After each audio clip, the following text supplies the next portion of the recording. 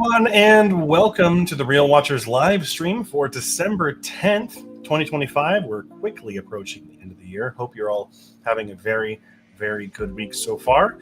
As you can probably tell, Kevin is not here. Kevin unfortunately had to work tonight, so he will not be here for the live stream, but he'll still be here for the upcoming movie club video coming out on Friday. So just me tonight, which is fine because there's not really a whole lot to talk about. As far as kind of like news and stuff goes, we are going to go through a lot of the award nominations that were just announced, so that may take some time. But let's go ahead and dive in. Again, hope you're all doing well. The biggest piece of news this week, though, is that Netflix has apparently purchased Warner Brothers for $82 billion, with Paramount launching a hostile takeover attempt for $102 billion. Apparently, the Warner Brothers execs ghosted the staff over at Paramount when it came to purchasing Warner Brothers, but Netflix has been the one that won, according to Warner Brothers. But Paramount is attempting to up the bid, but we don't know. It probably won't go through. Either one of these are bad for movies in general. From one hand, with Netflix, they're not going to be as good when it comes to theatrical releases. However, they are a better choice than Paramount, who is kind of under the whim of this administration and have censored people, and it's just the money that they're using is coming from some really shady places, so don't want that to go through. I'd rather have Netflix own Warner Brothers than Paramount at this point, but we'll have to wait and see what ends up happening. But a pretty big piece of news, all things considered. Matt Walls, hello! Hope you're having a great night so far. But let's go ahead. We're going to go ahead and get into some of the big stuff here. So the Golden Globe nominations were announced, which the awards are coming up, I believe, in January or February. So really excited for this. But let's go ahead and go through these awards real quick. Let me go ahead and bring up the list here, or the slideshow that I've made. So we have, let me go ahead and get the banner out of the way. So we have the Golden Globe nominations for this year. For the Cinematic and Box Office Achievement category, we have Avatar, Fire and Ash, F1, K-Pop Demon Hunters, Mission Impossible, The Final Reckoning, Sinners, Weapons, Wicked, For Good, and Zootopia 2. All of these being very understandable picks for this. Avatar, Fire and Ash is the only one that hasn't come out yet, but obviously that movie's going to make over $1 billion easy. Zootopia is already very high in terms of how much money it's made. The only kind of off one here is K-Pop Demon Hunters, but what's really interesting is that it has been released in theaters and has made a lot of money, so it makes sense. Up next is Best Original Score. The nominees are Frankenstein, F1, One Battle After Another, Seurat, Sinners, and Hamnet. All really good picks in this category, except I have not heard Seurat's score yet.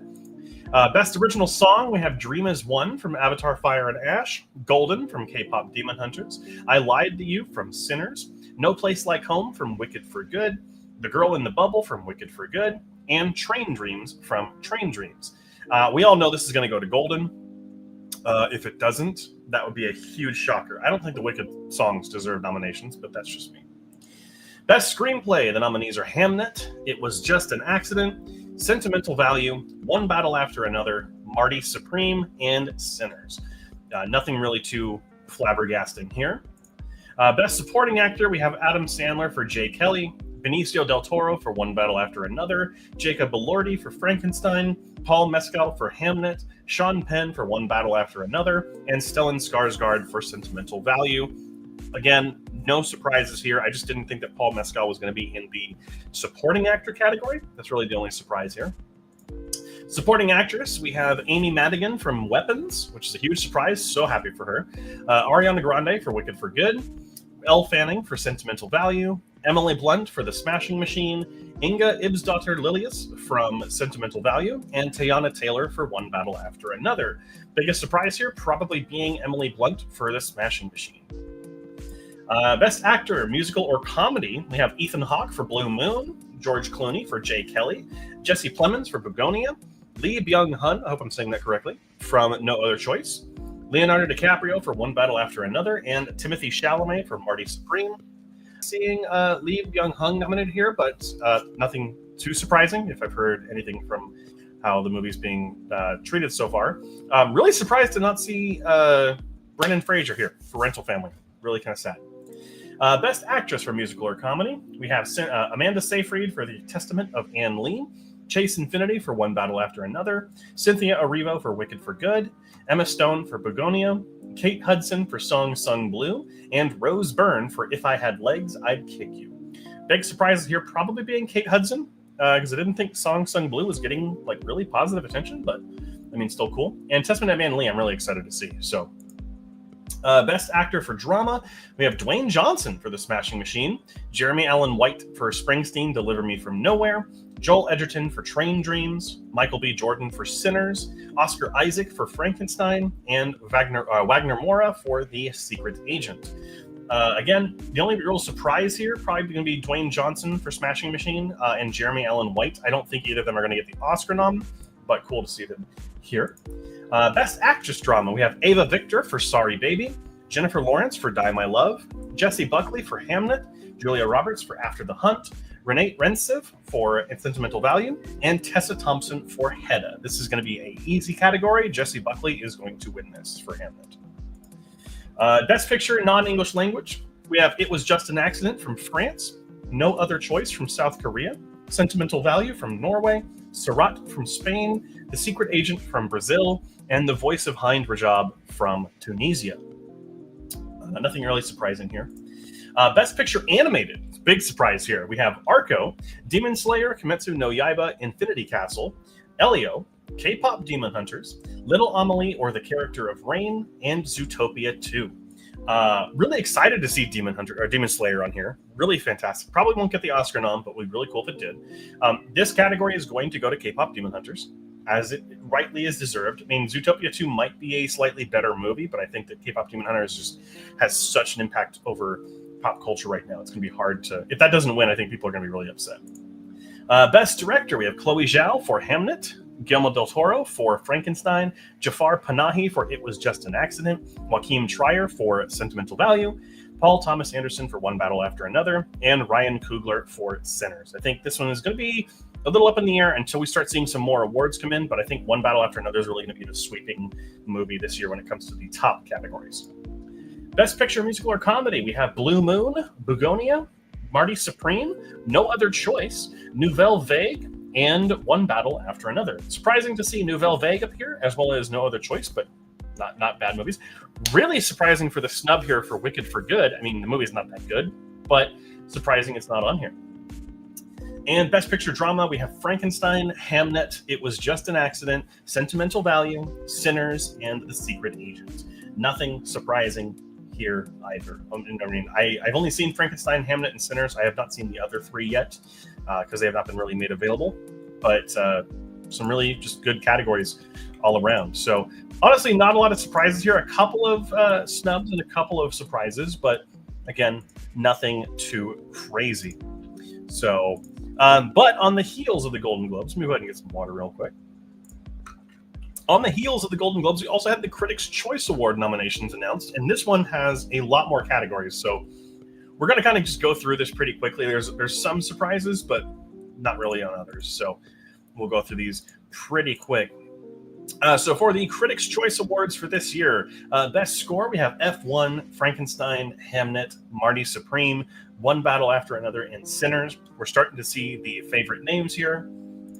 Best Song, we have Drive from F1, Golden from K-Pop Demon Hunters, I Lied to You from Sinners, Clothed by the Sun from The Testament of Anne Lee, Train Dreams from Train Dreams, and The Girl in the Bubble from Wicked for Good. I mean, if any of the songs are from Wicked 2 are going to get it, or at least the nomination, it would probably be Girl in the Bubble. Best Sound, nominees are F1, Frankenstein, One Battle After Another, Sinners, Surat, and Warfare, which, good to see Warfare up here. Definitely deserves it. Best Foreign Language Film, It Was Just an Accident, Left-Handed Girl, No Other Choice, The Surat, and Bellin. For Best Comedy, Critics' Choice does Genre Awards. The Ballad of Wallace Island, Eternity, awesome to see that up there. Friendship, The Naked Gun, also really awesome to see that up there. Phoenician Scheme, and Splitsville. Best Animated Feature, we have Arco, Elio, In Your Dreams, K-Pop Demon Hunters, Little Amelie or the Character of Rain, and Zootopia 2. I mean, come on, I don't know why Chainsaw Man was nominated. It's one of the best movies of the year so far. Best Stunt Design. Awesome that they're doing this before the Oscars. But Ballerina, F1, Mission Impossible, The Final Reckoning, One Battle After Another, Sinners, and Warfare. Another one for Warfare, which is awesome. Best Visual Effects, we have Avatar, Fire and Ash, F1, Frankenstein, Mission Impossible, The Final Reckoning, Sinners, and Superman, which is a cool nod for Superman here. Best Hair and Makeup, we got 28 Years Later. Great nomination there. Frankenstein, Sinners, The Smashing Machine, Weapons, and Wicked for Good. Awesome thing to note here is, in general, we'll talk about this at the end, but 4 of the 6 nominees for hair and makeup are horror movies. 28 Years Later, Frankenstein, Sinners, and Weapons, which is awesome. Best Costume Design, we have Frankenstein, Hamnet, Hedda, Kiss of the Spider-Woman, Sinners, and Wicked for Good. For Best Editing, we have A House of Dynamite, which does not deserve anything, F1, Marty Supreme, One Battle After Another, The Perfect Neighbor, which is a documentary, very exciting to see on here, and Sinners. For Best Production Design, we have The Fantastic Four: First Steps, awesome, deserves production nomination, Frankenstein, Hamnet, Marty Supreme, Sinners, and Wicked for Good. Best Cinematography, we have F1, Frankenstein, Hamnet, One Battle After Another, Sinners, and Train Dreams, which I haven't watched Train Dreams yet. I'm really excited to check that one out. Best Adapted Screenplay, we have One Battle After Another, Train Dreams, No Other Choice, Frankenstein, Bugonia, and Hamnet. For Best Original Screenplay, we have Jay Kelly, Marty Supreme, Sinners, Weapons, Sorry Baby, and Sentimental Value. 2 horror movies in Best Original Screenplay, which is awesome. Best Director, we have Paul Thomas Anderson for One Battle After Another, Ryan Coogler for Sinners, Guillermo del Toro for Frankenstein, Josh Safdie for Marty Supreme, Joaquin Trier for Sentimental Value, and Chloe Zhao for Hamnet. Again, these are your front runners for the Oscar right here as well. Best Casting and Ensemble, so we're getting a casting nomination here, kind of a preview for what we're probably going to see at the Oscars. Hamnet, Jay Kelly, Marty Supreme, One Battle After Another, and Sinners. This is going to be a battle between One Battle After Another and Sinners all day, every day. Best Young Actor or Actress, we have Everett Blunk from The Plague, Miles Caton from Sinners, Carrie Christopher from Weapons, Shannon Mahina Gorman from Rental Family, Jacoby Jupe from Hamnet, and Nina Ye from Left-Handed Girl. Best Supporting Actress, we have Elle Fanning for Sentimental Value, Ariana Grande for Wicked for Good, Inga Ibsdottir Lilius for Sentimental Value, Amy Madigan for Weapons. Oop, I did not take out Isabella Rossellini's name. That's weird. That's from last year. And Wunmi Masaku for Sinners. Best Supporting Actor, we have Benicio del Toro from One Battle After Another, Jacob Elordi from Frankenstein, Paul Mescal from Hamnet, Sean Penn for One Battle After Another, Adam Sandler for Jay Kelly, and Stellan Skarsgård for Sentimental Value. A lot of common things here. Best Actress, we have Jessie Buckley from Hamnet, Rose Byrne from If I Had Legs, I'd Kick You, Chase Infinity for One Battle After Another, Renate Rensiv for Sentimental Value, Amanda Seyfried for The Testament of Anne Lee, and Emma Stone for Bugonia. For Best Actor, we have Timothée Chalamet for Marty Supreme, Leonardo DiCaprio for One Battle After Another, Joel Edgerton for Train Dreams, Ethan Hawke for Blue Moon, Michael B. Jordan for Sinners, and Wagner Moura for The Secret Agent. Best Picture, we have Bugonia, Frankenstein, Jay Kelly, Hamnet, Marty Supreme, One Battle After Another, Sentimental Value, Sinners, Train Dreams, and Wicked for Good. Honestly, surprised to see Wicked Love in Best Picture.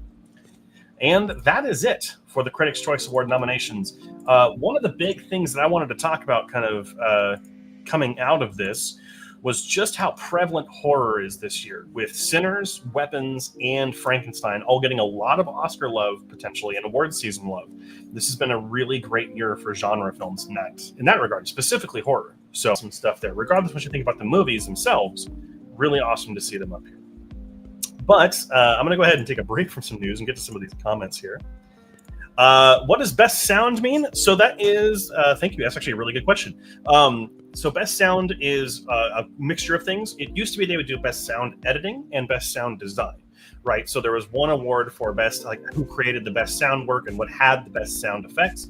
And then the other one would be editing, which is like how it's edited into the scene, right? You can have sounds clip or kind of fade out.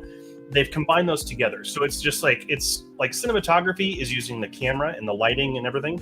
Sound is the kind of whole soundscape, not music or anything, but it's sound design, sound editing, all of that.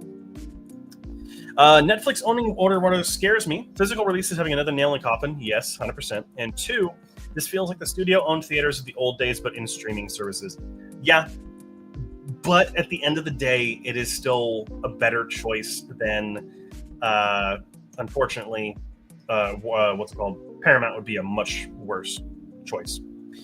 I'm guessing best sound is effects and design. Exactly what I said. All right, and then just some conversation.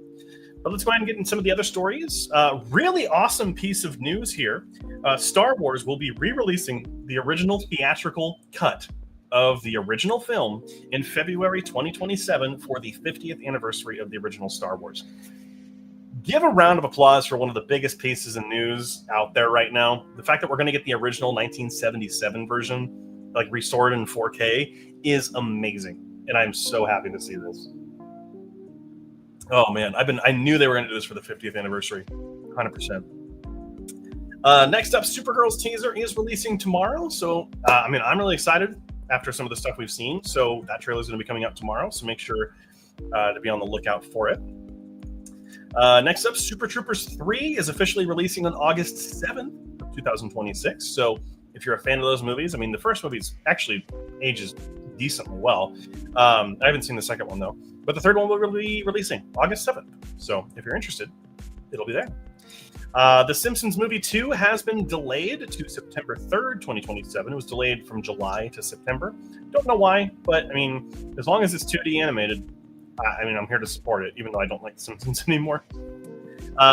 Next up, Marvel will be releasing Avengers Endgame before Doomsday releases, which is kind of smart. They'll try and get some more money to add on to its box office total. But also, that means that it may be important for Doomsday. There may be things in Endgame that we need to know for Doomsday. It's kind of what I'm thinking.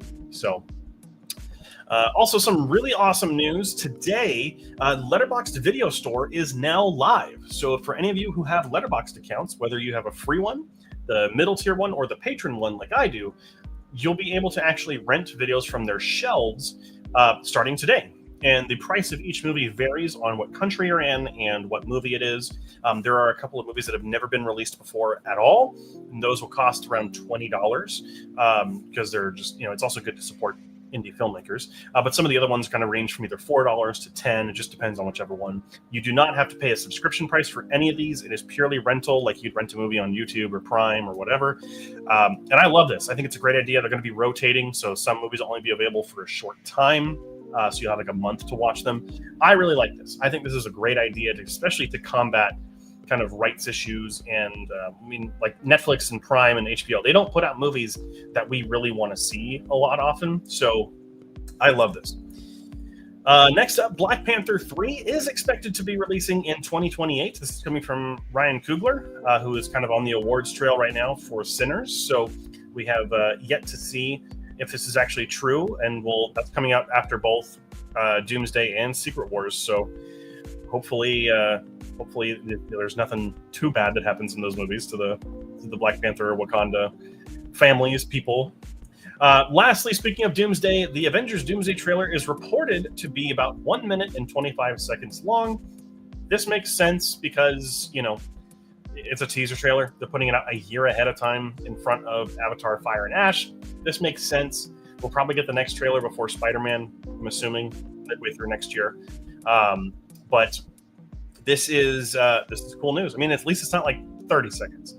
I doubt we're going to see Doomsday in the trailer, Doctor Doom in the trailer, but we'll have to wait and see until that happens. But that's it for the news. I know it took a lot of time because of the awards nominations, and we'll do one for, obviously, like for the SAG Awards and for the Oscars coming up too. So we'll do that when they happen. But let's get to some more of these comments here. Yep, Kevin is at work, if you missed the beginning. So Endgame is coming before... Well, Kang Dynasty is not coming out. King Dynasty was canceled, so it's going to be Avengers Doomsday and then Avengers Secret Wars. It's crazy that it took long for a second Simpsons movie to happen. I think what's it called? The first movie was fine when it came out, but I think the appreciation for it raised over time, and I think that it's been long enough. I think if they just did it too quickly, it would have. I don't know. I mean, I'm not that excited for it, but we'll see what happens when it comes out. So, King Dynasty isn't happening. Let's see here. I wouldn't be against them re-releasing the original Empire Strikes Back with special edition fixes that make sense. Cough, Cloud City, cough. Yeah, I mean, I think a lot of us want to see the original theatrical versions, and we'll probably get them as it goes on for the 50th anniversary of the franchise. I think that they should keep in some of the fixes that make sense, like you said, like replacing the Emperor, because the Emperor was not the same actor. Maybe the Jabba the Hutt CG can stay. I don't know. I just want to see the original cut, though. I want to see the original and then be able to compare it. I think that's great. Let's see here. Alrighty. And that is it. Let's go ahead and get into the trailers that came out this week. Not a lot of trailers that came out this week. We are getting a new Elvis Presley concert movie documentary thing. It's all using lost footage of Elvis Presley's first concert when he entered a residency in Las Vegas. They found it while making the Baz Luhrmann Elvis movie with Austin Butler, so that's coming out from the same director. The drama also looks like it's going to be pretty good. It's an A24 kind of dark comedy with Zendaya and Robert Pattinson. Looks like it's going to be really awkward, which, I mean, I probably won't really sit through. But Midwinter Break also looks really cool. Some like older actors kind of playing this kind of, not a thriller, but like a more of an adult drama. And then the other one that really stood out to me, where to go, is The Wolf, the Fox, and the Leopard, which is actually a new independent movie coming from, I think, Norway.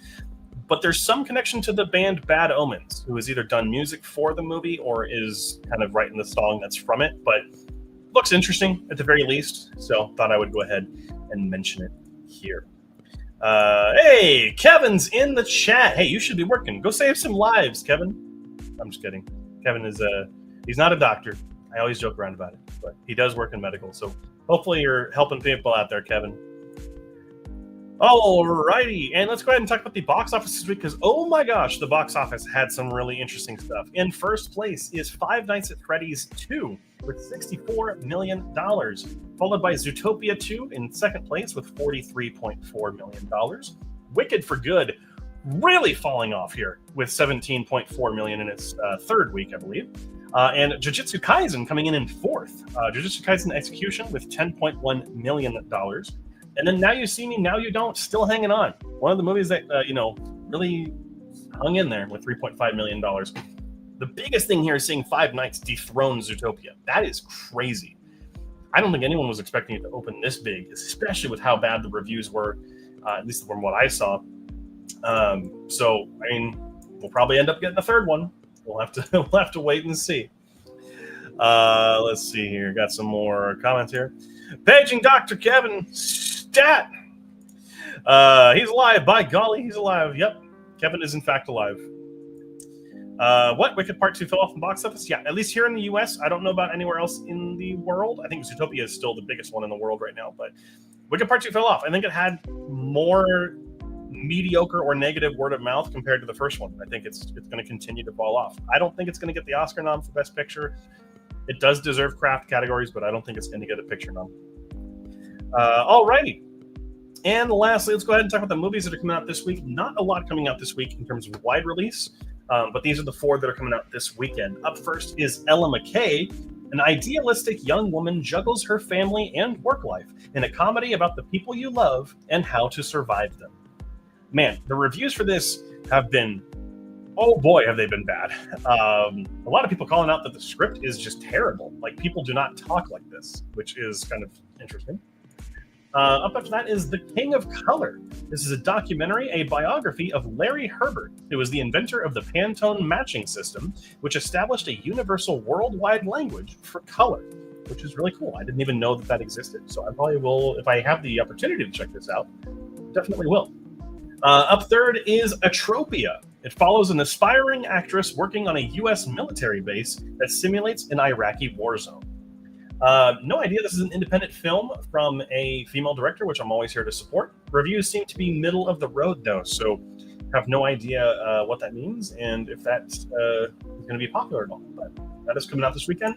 And lastly is Dust Bunny. An 8-year-old girl asks her scheming neighbor for help in killing the monster under her bed that she thinks ate her family. This looks like a action movie for a family, even though it's rated R, which is very interesting. It's got a pretty big cast: Sigourney Weaver, Mads Mikkelsen, and David Dastmalchian in this one. Looks like it's going to be pretty fun. It's going to be in theaters near me, so I plan on checking it out this weekend. Alrighty. That was a lot of talking. So we'll go ahead and take a back seat here. Heard Dust Bunny might be good. Yeah, the reviews have not been too bad. I think it has like a 75 on Metacritic right now, which is pretty good. So I'm honestly pretty excited about checking that one out to see how it is. All right. Well, let's go ahead and change up the music here just a little bit as we get in time for our favorite thing, which is to talk about the movies we've seen over the course of the last week. I just realized I did not pull up Kevin's movies. So let me go ahead and get those pulled up. But there we go. So I've had quite a few movies. Kevin has only had one outside his wheel spin stuff. So we'll go ahead and do Kevin's first for his recreational viewing. Kevin watched the documentary, which just came out this year, 2,000 Meters to Andreevka, which I talked about last week, and you can watch for free on YouTube through PBS, which I would highly recommend you do.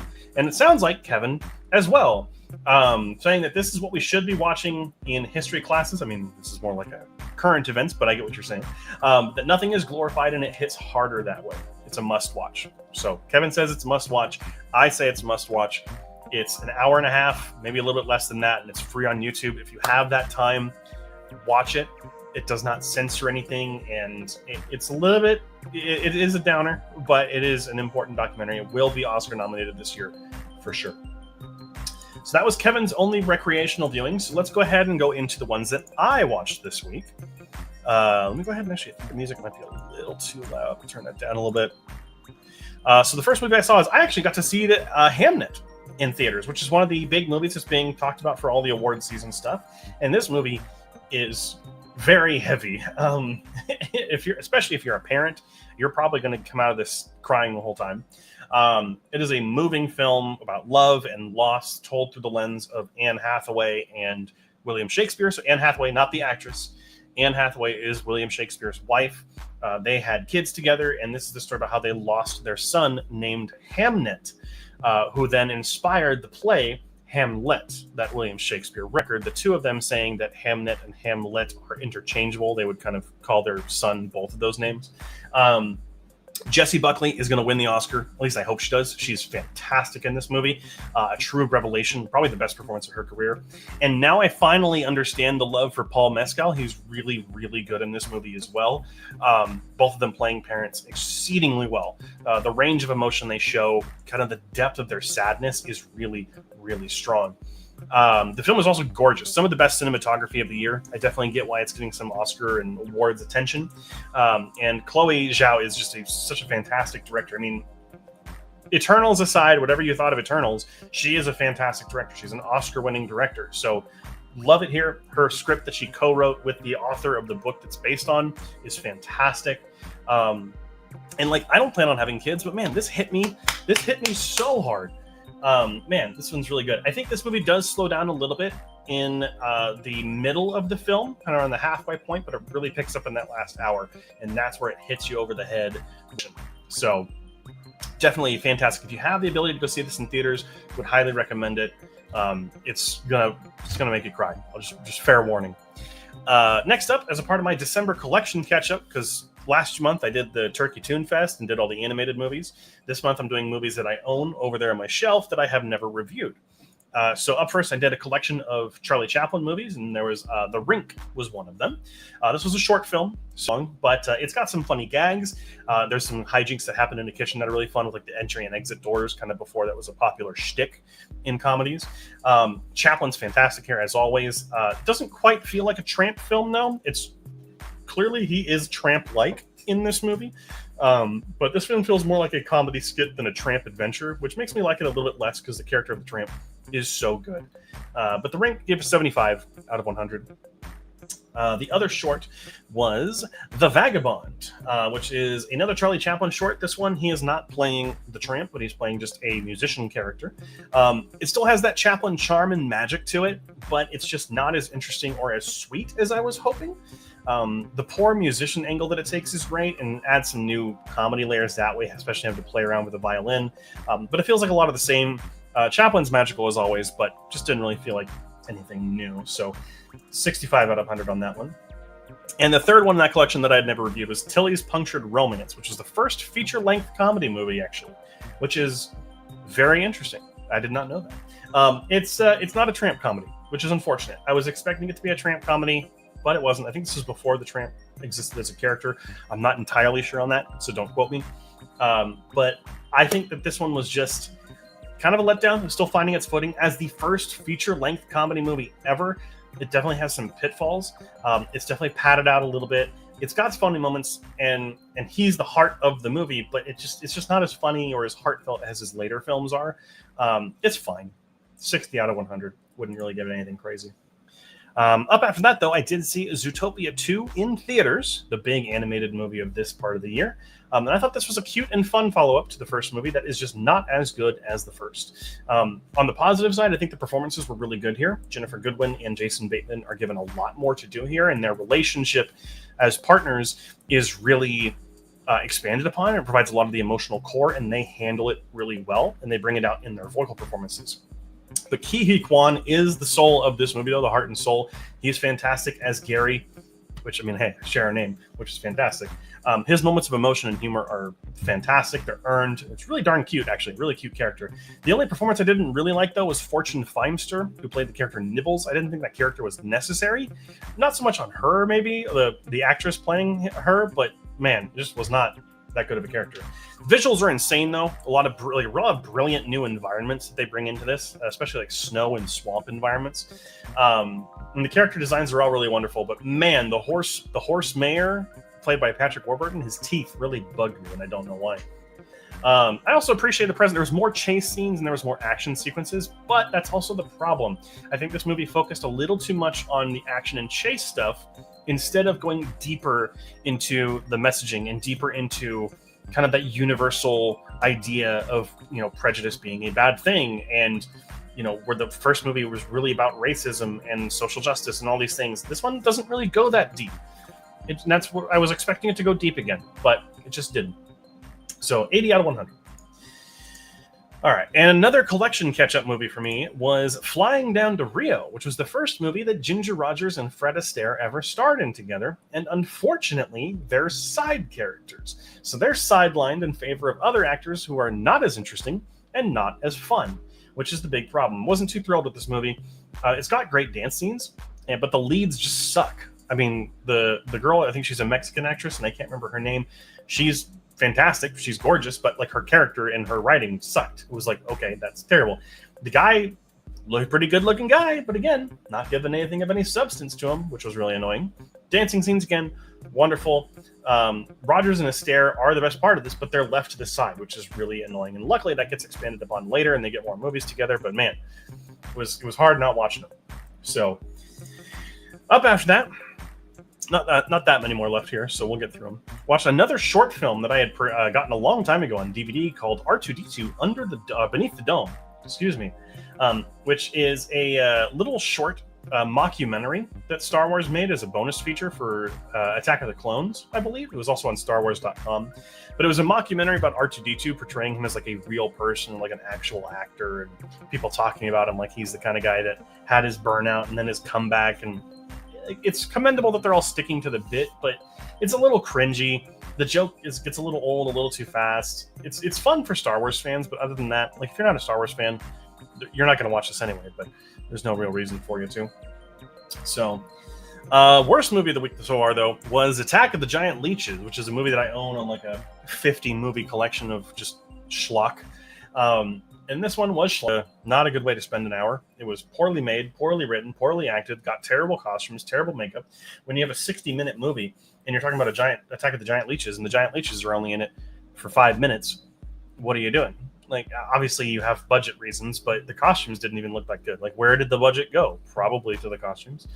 But like, there's really nothing of value here, but I do have a soft spot for creature features, for B movies, for 50s kind of schlock. So I do give it a couple of points for that, but it's not even worth a watch because you're curious. Just skip it.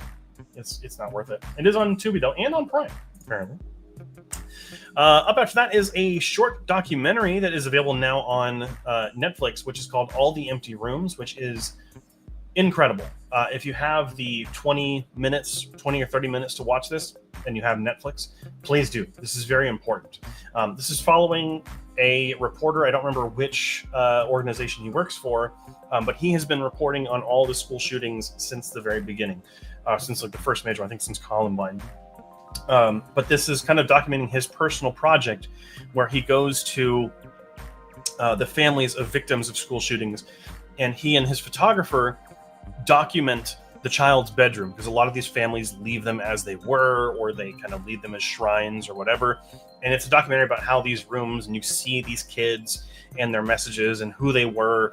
And I think this is a really good way that you carry those stories forward when it comes to school shootings, just because you're not glorifying the killer, you're not glorifying the actions, you're glorifying the victims, and you're helping them to live forever. And I really appreciated that. I hope this gets an Oscar nomination. Probably will, but we'll see.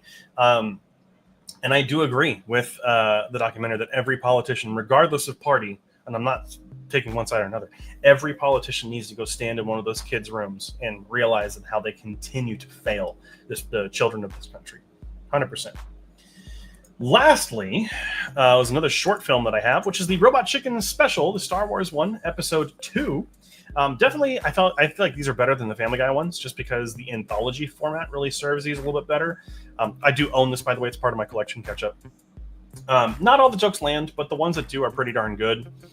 Knowing all the history behind the merchandising rights makes the fact that it's made with toys even funnier to me. But it's good. If you're a Star Wars fan, I'm sure you'll enjoy these. The Family Guy ones, while they do tell a more cohesive story, I think they suffer from that Family Guy kind of joke schlock that we all come to expect from them. So, but that is all of the movies. Excuse me. That is all the movies that we watched outside the wheel spin. So thank you for bearing with me on that. Airplane 2 turns 43 this year? Yeah. Did you see the mystery movie? I did not go this week. I had a date, actually, instead. And it went well. Thank you for asking. So I did not go. It was a holiday movie. What did it end up being? That's a good question. Regal Mystery Movie, December 1st. Let's see. What did it end up being? Oh, no, it's not December 1st. Sorry. They didn't. I guess they didn't announce it? I don't know. It's not on the Reddit or anything. Oh,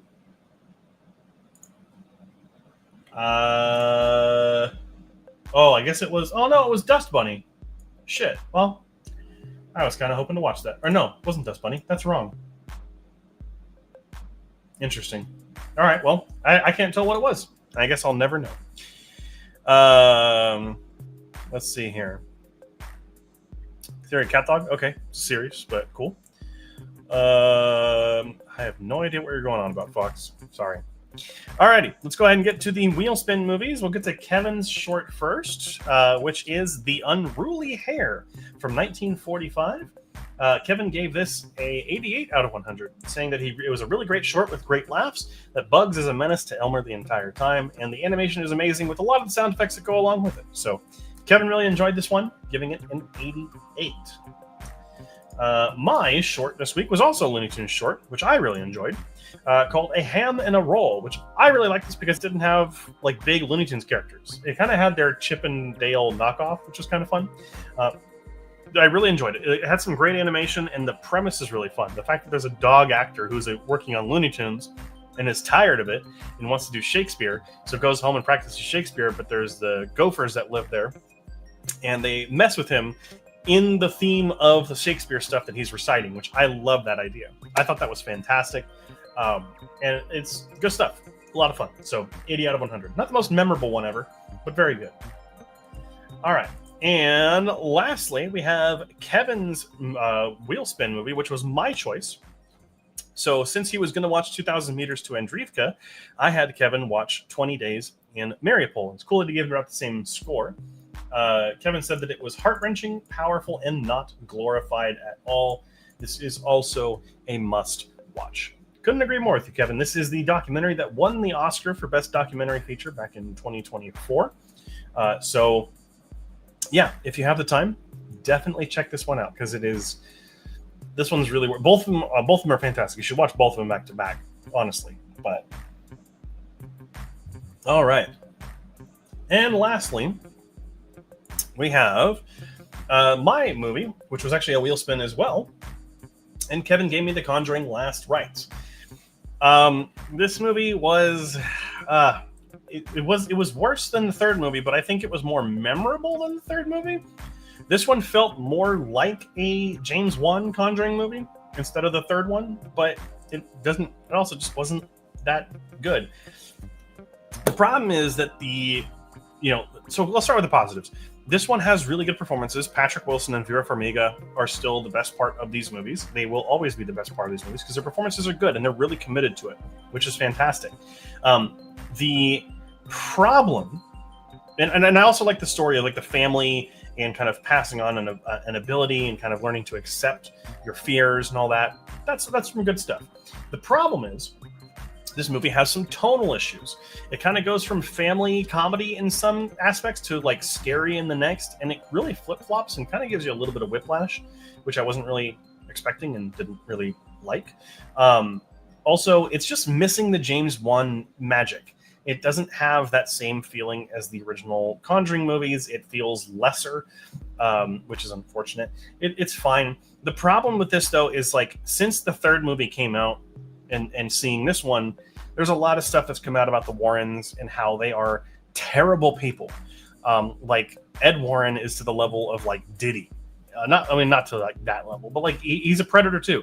He's a terrible person, and Lorraine is also not a good person, and they also lied about everything and made it all up. And so, really don't like them as people. Fortunately, the movie makes them characters, and the characters are better than the actual people, so there is that, but it kind of does put a sour taste in the mouth when you watch the movie, because it says based on a true story, and none of this ever happened in this way. So even their own grandson or son, no, their grandson came out and said this whole thing is fantasy. So I don't know, take with it what you will, but that is it for all the wheel spin stuff.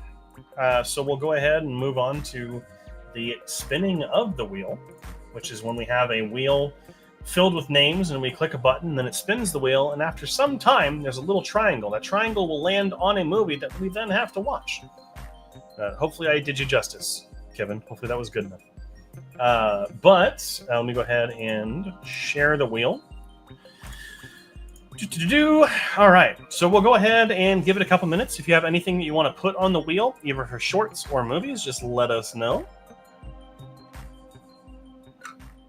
Man, I forgot how much talking in a row without Kevin here really starts to hurt my throat. Man, I'm sure wine doesn't help either. But let's see what we got here.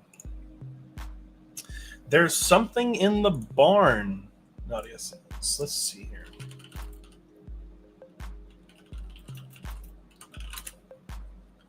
There's something that's okay from 2023.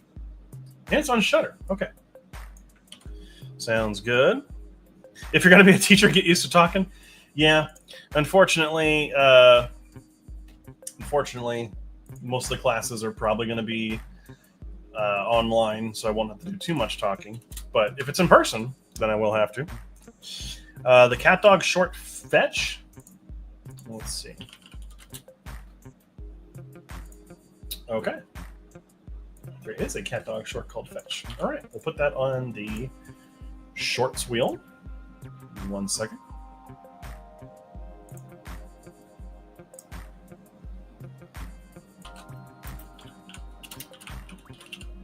All right. A little different, but DuckTales, The Treasure of the Golden Suns. Interesting. Is that a... Yeah, is it a film? Yeah, feature-length film. All right. It doesn't look like it's streaming on anything, though. But we'll put it on there. We'll see what happens.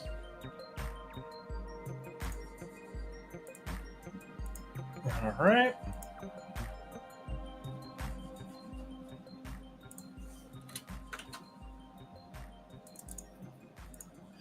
All righty. We'll go back to the Wheel of Shorts. We'll give it about another minute. If anyone else has anything that they want to add.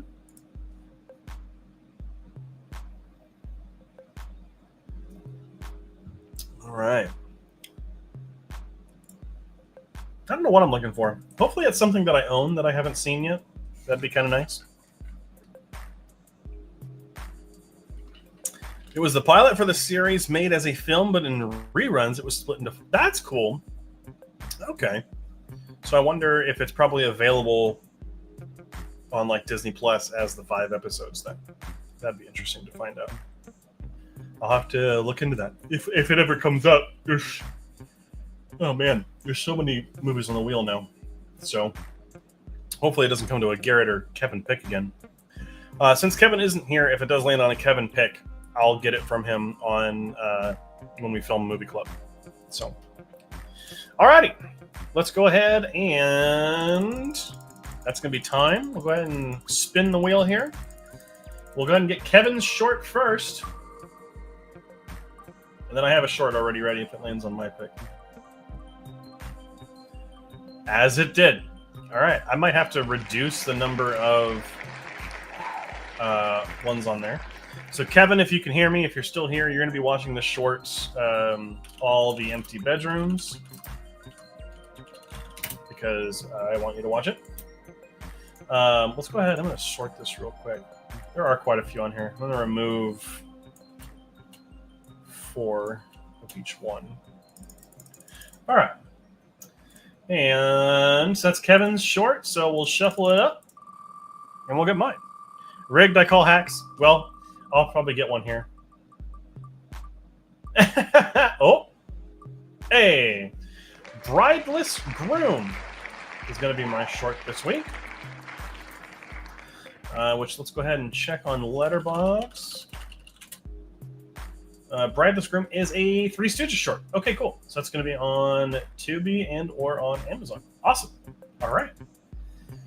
Sweet, sweet, sweet. We'll go ahead and save that. Hey, it wasn't a Garrett or Kevin pick. So there we go. All right. We'll open up the Wheel of Movies. Shuffle this up. And we'll go ahead and spin it. Let's get Kevin's movie now. Let's see what it is. Where it lands, nobody knows. And Kevin is getting Treasure Planet. One of my favorite Disney animated movies. Super excited. We got a Kevin pick off the wheel for Kevin.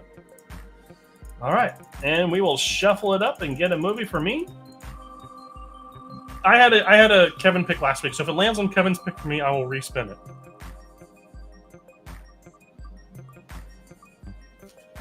I have seen The Crow, so that will be not one that I can pick.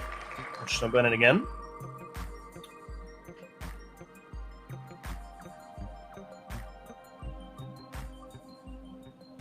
That is another Kevin movie. Wow.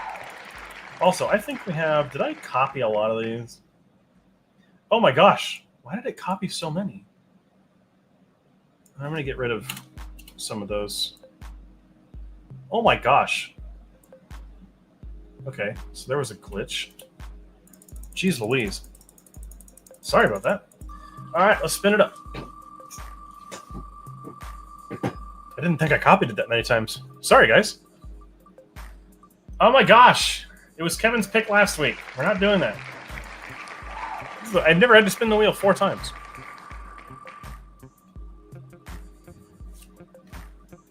Oh my gosh. No. The Monster Squad is what I'm getting as my...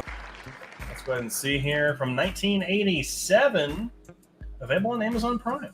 I have never seen this movie. Very interesting. All right, I believe that's a Nadia pick. I want my money back, even though Are you sure you want your money back, Nadia? Because I think that was your pick that just won. So I think you're good. I want all $0 back. No refunds. No refunds. I'm sorry. I'm just kidding. There's no money coming into this anyway. We do this for fun. We do not, and because we love it. We do not get paid. Could not make that more clear. We do not get paid for any of this. But that is going to be it. So Kevin will be watching the short All the Empty Bedrooms, followed by the Disney animated film Treasure Planet. I will be watching the Three Stooges short Brideless Groom, followed by the horror monster movie, The Monster Squad. So those are going to be our movie picks this week. Thank you, everyone, for joining us. Again, Kevin has not been here today because he had to work, but we will be back for Movie Club coming up on Friday, which we're very excited because Movie Club this week, we're going to be checking out the Bong Joon-ho film Snowpiercer, which I don't believe either of us have seen. So you're going to be getting a raw, unfiltered first-time reaction for that. So make sure you're subscribed to know when that goes live. That's coming very, very soon. So thank you, everyone, for joining us. Of course, this goes live every single Wednesday at 7 p.m. Pacific Standard Time, and Movie Club comes live on Friday at 4 a.m. So thank you for joining us, and until next time, make sure to keep those eyes on the screen. Have a great night, everyone.